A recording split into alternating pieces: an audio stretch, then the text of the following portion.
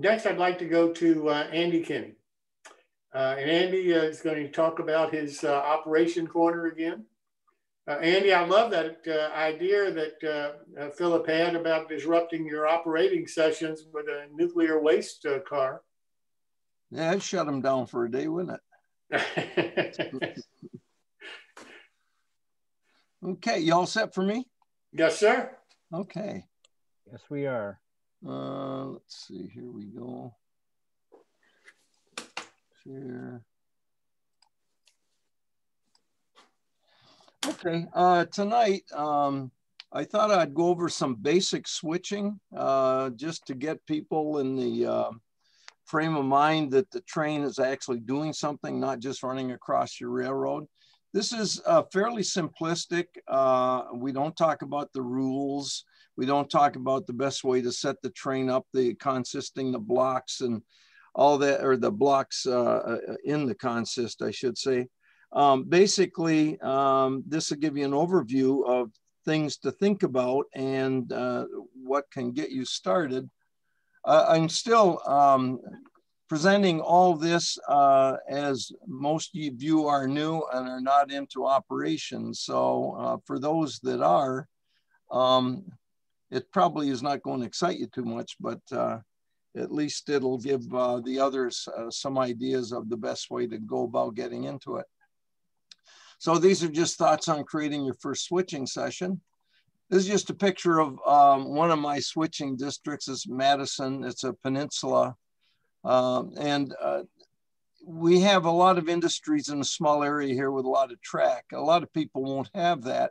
They'll have something a lot simpler, but that's okay. That doesn't make it any, I should say, it doesn't mean you can't do some good operating sessions with it. So, okay, so prepping for a session, things we should think about. Where will your train originate?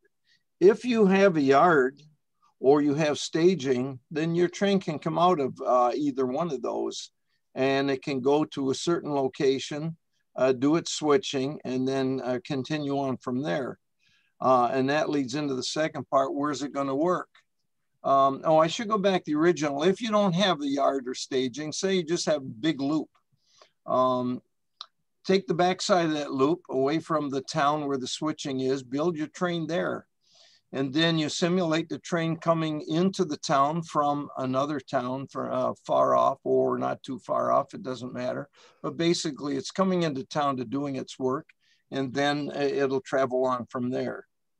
So next, where will it work? You pick the town out and you have a route for your train, where it originates, where it goes, and where it terminates. Next, determine the train's routing, which is you want to know what route on your railroad the train's going to take to get to those locations, and have those set up. And some railroads might be a little bit more complicated than others, so you decide as you need it.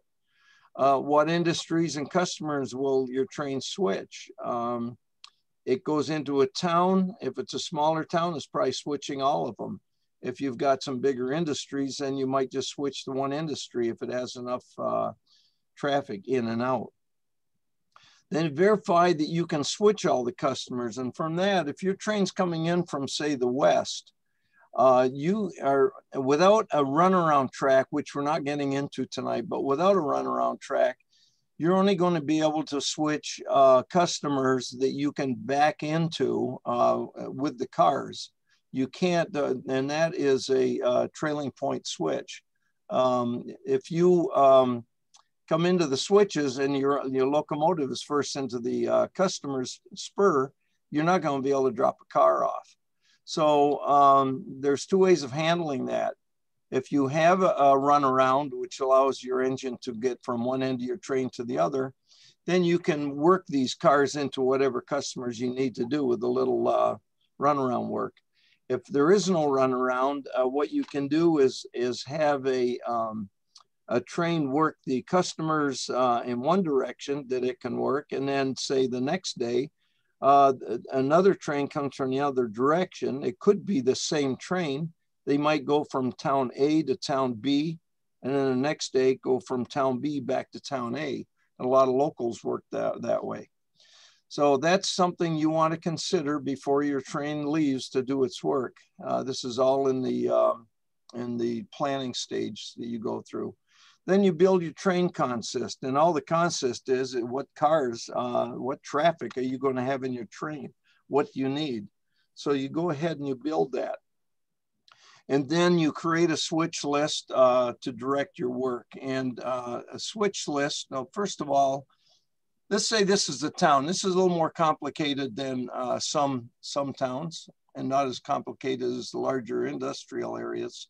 But the main line comes from the right and goes through, and you see I've added this line to signify that the line goes on. This I got off the internet, and basically it's an industrial area. The trains come in and out here. You can't go through. So we're simulating that's the main line goes through town. Now you code each of the industries, and you'll find each railroad is different. But instead of putting down on your switch list, which we'll get to in a minute, instead of putting down the brewery company and Grandma Paul's real pie and such, you just give them a code. A means the brewery, B means Grandma Paul's, C, Central Warehouse, and so on. So you have a code for every customer, every track that you've got. If you have spots on a track for more than one car, like say this one right here, say 3 cars can fit there, you'd have A1, A2, A3. Sometimes they'll want you to put the car in a specific spot. If they do, you'll have that on your switch list for your work. So that shows you what we're going to be working here. This is another picture of mine, and talking about the runaround. Here's a runaround track. This allows the train or the engine to come in with cars, run around them, so then they can switch the cars into the tracks they need to be switched into. Okay, a switch list. This is a short version. I make a full 8.5 by 11. It's actually 8.5 by 5.5, half the sheet. And what you do is you put your work, not the crews do this. And they can do this as the train gets into town if they want. It's a lot easier just to have it all done ahead of time. I should say if you have car cards, you can do it as the train gets into town. If you don't have car cards, which gives you all the information on the cars, where they're going and such, then you have to make this up ahead of time. So the switch list is basically done by the crews, and these are done in the yards mostly, but you'll find out on the road, small towns and such, a station agent will go around to the customers and find out what cars they need picked up and let them know what cars are coming in and where they want them. And he will make this switch list up for the crew. Either way, you make it or the station agent makes it, this is what you work off. So you have the initials of the railroad, and some of them, they shorten that up. The P stands for Pennsylvania Railroad and such. Each railroad does its own thing. These are the cars in the train, standing in the train. So you're coming into town with these cars, and you're going to place these cars at A1, C2, H, E1, I2, and J1. That's what you're going to be switching into the customers.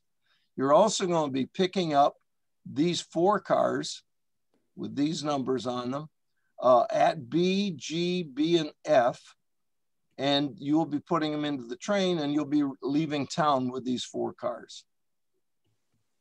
So again, you'll work the cars going in and pull the cars coming out. And we're not going to get involved tonight in how best to do that. That's something you can get over time, or have some experienced people you can work with, and you can pick up a lot of knowledge from them. But just play with it. Get the cars all set. No 05-0ing either. You want to work it all with the engine as a crew. So these are now the cars you've picked up, and those are in your train, and the train's departing. That's basically as far as I'm going on the actual switching job. And well, here again, this was for cars for pickup. All right, now thoughts on crew performance. When I first started operating, I was always in a rush. I was always worried about getting in trouble. I was on the main line. I was going to get run over by a road train coming through. So I was always rushing. And you have to learn not to do that. You have to learn to run by the rules, and we'll learn the rules as we go along here. But the main thing is you're on that train for as long as you need it to do the job. And there's not a time limit. So you want to, first of all, take time down here and think about what you're going to do when you arrive. So just look at the cars, where they're going, and which cars you're picking up, and then work it out in your mind how you want to do that. Then use your time you need and do not rush yourself, as I was saying. You want to think about the crew and how they would actually perform their duties. A lot of times you will find most model railroaders, they're running their train down the track. There's a switch coming up, and if it's wrong, they'll run ahead and line that switch up and then come back, keep running their engine without stopping. Well, in real life, you've got to have somebody do that. And when you're simulating operations, you should simulate stopping the engine at the switch, giving the head brakeman time to go out and line the switch, and then run your train just as if you had people on the ground and you needed to have them in specific places. This allows you to slow down, and this allows you to just enjoy it. And it's challenging, but it can be a lot of fun. And then before you leave a location, make sure that you've done the work correctly. Verify that all the cars on that switch list are in their proper locations, and verify that the cars you're supposed to leave with are on your train. And if they're not, don't 050 it, go back in there and fix it and do it correctly. Okay, Jack Ozanich passed away last year, and it broke a lot of our hearts. We operated with Jack, and he taught me more than anybody else on operations. And the biggest thing he taught me right at the beginning was slow the hell down. And if you do that, you're going to enjoy operating a heck of a lot more. And this guy had 30 plus years as an engineer on the Grand Trunk, and he worked all kinds of trains, road switching and such. So he knew his stuff. But that's all I have for tonight.